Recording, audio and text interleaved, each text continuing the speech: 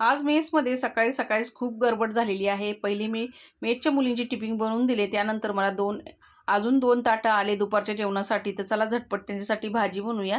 अद्रक, लसूण, कोथिंबीर, कांदा, टमाटर याची एक प्युरी बनवून घेतली मिक्सरला. कढईमध्ये तेल टाकून त्याच्यामध्ये जिरा, तमालपत्र टाकलं, वाटलेलं वाटण टाकलं, मस्त असं परतून घेतलं तेल सेपरेट होईपर्यंत.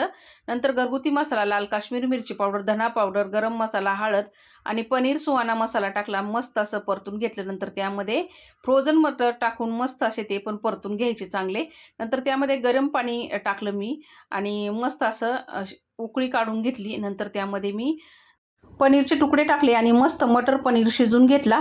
नंतर त्यामध्ये चवीनुसार मीठ आणि कोथिंबीर टाकली. उकळी काढून तयार झाला झणझणीत पनीर मटरची भाजी. तर मंडळी, कालच्या व्हिडिओखाली भरपूर साऱ्या कमेंट आल्या. सर्व ताईंना खूप खूप धन्यवाद ज्यांनी ज्यांनी कमेंट केले त्यांनी. आणि सर्वात आधी कमेंट होती त्यांचं नाव आहे सुनीता पाटील. चला भेटूया पुढच्या व्हिडिओमध्ये. धन्यवाद.